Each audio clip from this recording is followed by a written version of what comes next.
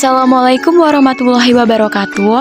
Kami dari kelompok 4 kelas Palembang yang beranggotakan Arlina Putri, Ina Yustika, Nanda Mekayanti Aula, dan Ferry Krisyanti Turnip akan memaparkan materi pembelajaran digital terkait gambar digital. Selamat menyaksikan. Assalamualaikum warahmatullahi wabarakatuh. Perkenalkan, nama saya Arlina Putri. Di sini saya akan menjelaskan mengenai pengertian dari gambar digital. Gambar digital adalah gambar yang dihasilkan dari pengolahan gambar di komputer, pemotretan menggunakan kamera digital, atau media lain yang disimpan dalam bentuk file. Gambar digital adalah suatu gambar yang tercipta dikarenakan gambar tersebut diambil menggunakan kamera digital seperti kamera DSLR, kamera pocket, atau gadget yang menggunakan kamera lainnya. Gambar digital juga bisa disimpan dan dipindahkan ke dalam bentuk memori digital, baik dalam laptop maupun memori digital lainnya, dan alat penyimpanan data lainnya. Gambar digital juga bisa diedit atau diubah menggunakan aplikasi-aplikasi yang sekarang telah banyak macamnya, seperti aplikasi PicsArt, aplikasi Lightroom, dan masih banyak yang lainnya. Selanjutnya, jenis gambar digital. Gambar digital terbagi menjadi dua jenis, yaitu gambar bitmap dan gambar vektor. Gambar bitmap merupakan duplikat atau tiruan persis dari gambar asli dalam bentuk gambar digital. Gambar jenis ini tersusun dari sejumlah piksel atau titik koordinat yang ditempatkan pada lokasi-lokasi tertentu dengan nilai warna tersendiri sehingga membentuk pola tertentu di layar komputer. Pola yang terbentuk itulah yang menghasilkan atau menimbulkan kesan gambar. Piksel merupakan elemen terkecil citra digital yang dapat dilihat mata. Semakin banyak jumlah piksel berarti semakin tinggi tingkat kerapatannya dan semakin halus gambar yang terbentuk. Akibatnya, semakin besar pula ukuran file gambar tersebut. Kelebihan dari gambar bitmap ini ialah mampu menangkap nuansa warna dan bentuk yang natural. Kemudian, lebih cepat dan lebih sesuai untuk ditampilkan ke layar monitor, karena gambar bitmap dapat ditransfer secara langsung dari file ke layar monitor. Untuk kekurangan dari gambar bitmap ini ialah perubahan ukuran gambar atau memperbesar dan memperkecil dapat mempengaruhi kualitas gambar. Yang kedua, ukuran file relatif lebih besar dan melakukan kompresi pada gambar, maka kualitas gambar akan menurun. Selanjutnya, program aplikasi pengolahan bitmap seperti Adobe Photoshop, Corel Photopine, Photoscape, dan Photopine. Selanjutnya, jenis yang kedua yaitu gambar vektor. Gambar vektor adalah gambar yang tersusun oleh sekumpulan garis, kurva, dan bidang tertentu dengan menggunakan serangkaian instruksi yang masing-masing didefinisikan secara matematis. Setiap gambar, kurva, dan bidang tertentu tersebut mempunyai properti atau atribut masing-masing berupa fill, stroke, dan node. Gambar vektor tidak dipengaruhi oleh resolusi gambar atau titik pixel seperti pada gambar bitmap. Untuk kelebihan dari gambar vektor ini, yang pertama bersifat scalable, artinya kita dapat memperbesar dan memperkecil gambar tanpa mengubah kualitas gambar. Yang kedua, memiliki file yang kecil sehingga lebih mudah dan lebih cepat didownload melalui internet. Yang ketiga, dapat diubah dalam berbagai tampilan 3 dimensi, tentunya dengan menggunakan software yang sesuai. Dan yang keempat, mempunyai warna-warna yang solid, cocok untuk bentuk-bentuk gambar sederhana seperti logo, kartun, dan sebagainya. Nah, untuk kekurangan dari gambar vektor ini adalah kurang dapat menampilkan gambar dan gradasi secara realistis atau natural. Untuk program aplikasi pengolahan vektor seperti CorelDRAW, MacroQuest, dan masih banyak yang lainnya. Nah, selanjutnya materi mengenai kelebihan dan kekurangan media gambar sebagai dalam pembelajaran akan dijelaskan oleh Saudari Ina. Kepada Saudari Ina, saya persilakan. Baiklah, terima kasih kepada Saudari Alina. Di sini saya akan melanjutkan penjelasan mengenai kelebihan dan kelemahan dari gambar. Adapun kelebihan gambar dalam kegiatan pembelajaran antara lain yang pertama, mudah dimanfaatkan di dalam kegiatan pembelajaran baik dalam belajar dan mengajar. Lalu yang kedua, harga relatif lebih murah daripada jenis media pembelajaran lainnya, dan cara memperolehnya pun cukup mudah sekali tanpa perlu mengeluarkan biaya yang besar. Dengan memanfaatkan benda atau barang bekas atau bahan-bahan grafis lainnya. Lalu yang ketiga, gambar bisa digunakan dalam banyak hal untuk berbagai jenjang pembelajaran dan berbagai disiplin ilmu. Menurut Edgar Dell, gambar dapat mengubah tahapan-tahapan pembelajaran dari lambang kata atau verbal simbol beralih kepada tahapan yang lebih konkret, yaitu lambang visual atau visual simbolis. Selanjutnya, untuk kelemahan gambar dalam kegiatan pembelajaran antara lain yang pertama, beberapa gambar sudah cukup memadai, akan tetapi tidak cukup besar ukurannya bila digunakan untuk tujuan pembelajaran pada kelompok besar. Lalu yang kedua, itu gambar adalah berdimensi 2, sehingga sukar untuk melukiskan bentuk sebenarnya yang berdimensi 3. Kecuali jika dilengkapi dengan beberapa seri gambar untuk objek yang sama dengan adegan yang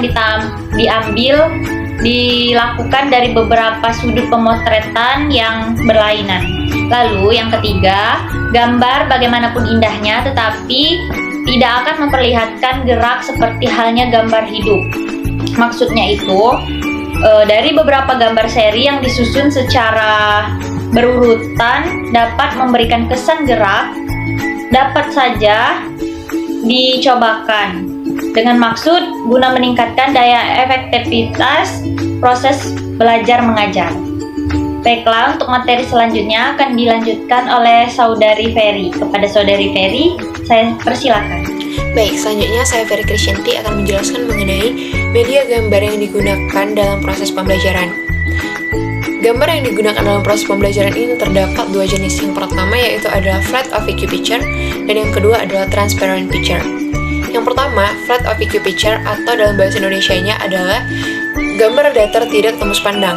Nah, gambar datar tidak tembus pandang ini biasanya berbentuk seperti gambar, foto, lukisan tercetak. Dalam kata lain, flat OVQ picture ini dapat dikatakan merupakan media visual dan juga termasuk ke dalam media grafis. Nah, dalam pembelajaran biasanya kita temukan seperti kurva-kurva, grafik, dan lain sebagainya.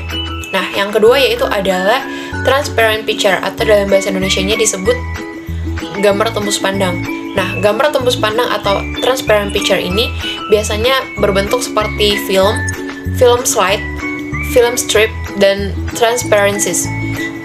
Atau dalam kehidupan sehari-hari, dalam proses pembelajaran sehari-hari sering kita temui dalam media PowerPoint, yaitu berupa bentuk slide. Baik, yang selanjutnya yaitu adalah bagaimana cara siswa dapat belajar menggunakan media-media gambar tersebut. Nah, dari hasil penelitian Seth Spalding oleh James W. Broad, dikatakan bahwa siswa dapat belajar melalui gambar tersebut apabila yang pertama, ilustrasi gambar merupakan perangkat pengajaran yang dapat menarik minat belajar siswa secara efektif.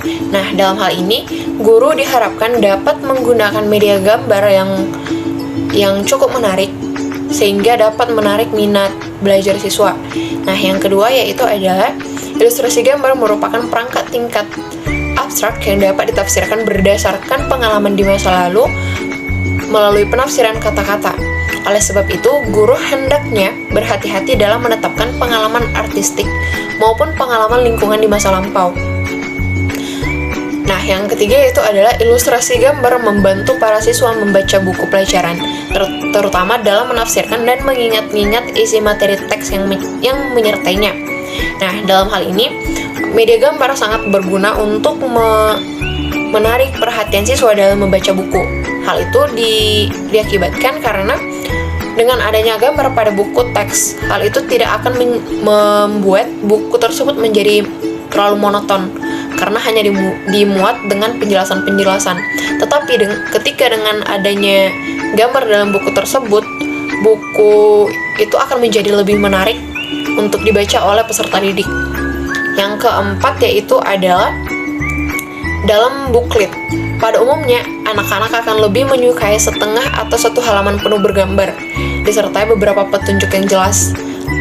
Nah, akan lebih baik lagi apabila lebih dari separuh isi buklet itu memuat ilustrasi gambar. Nah, yang kelima yaitu adalah ilustrasi gambar yang isinya harus dikaitkan dengan kehidupan nyata, agar minat para siswa menjadi efektif.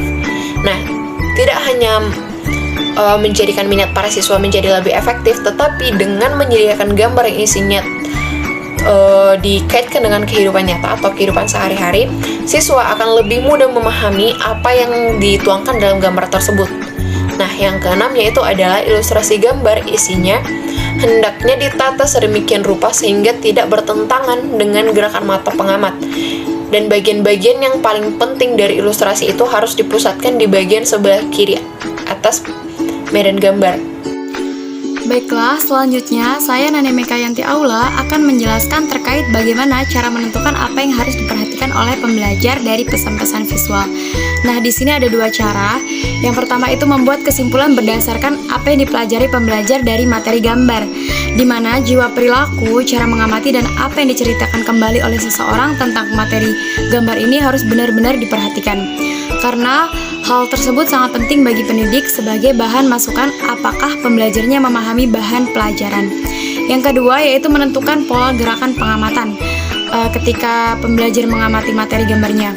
Dalam hal ini tidaklah penting bagaimana reaksi pembelajar sewaktu mengamati materi gambar, sebab yang lebih utama itu adalah apakah persepsi pembelajar terhadap materi gambar itu efisien, efektif, atau tidak.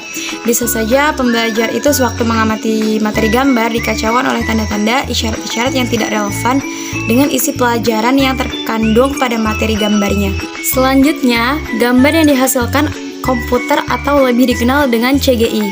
Nah, teknologi CGI atau Computer Generated Imagery ini artinya pencitraan yang dihasilkan oleh komputer, di mana penggunaan grafik komputer atau lebih tepatnya grafik komputer 3D dengan efek yang spesial.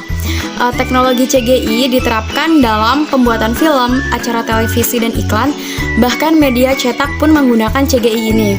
Selain itu, teknologi CGI sering digunakan untuk efek visual komputer karena efek yang dihasilkan lebih mudah dikontrol dan lainnya.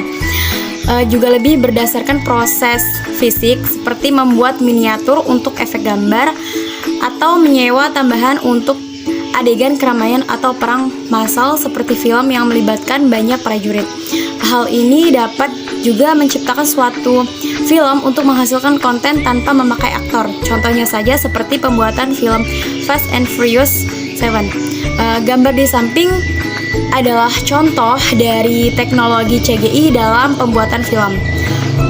Teknologi CGI dapat dibuat dalam bentuk 2D atau 3D sesuai dengan keinginan. CGI 2D biasanya digunakan pada bidang-bidang yang datar. Contoh objek yang dibuat dengan CGI 2D yaitu tokoh kartun dan bentuk-bentuk geometrik. Selain gambar 2D, CGI juga bisa menghasilkan objek 3D. CGI 3D ini memungkinkan teman-teman untuk membuat objek dengan bentuk nyata, pencahayaan, tekstur, bahkan objek tersebut bisa bergerak seolah-olah menjadi hidup. CGI 3D biasanya diaplikasikan saat pembuatan film pada objek manusia, lingkungan, hewan, dan lain-lain. Baiklah, mungkin itu saja pemaparan dari kelompok kami. Jika ada materi yang belum dipahami, boleh ditanyakan di forum diskusi. Kami akhiri, wassalamualaikum warahmatullahi wabarakatuh.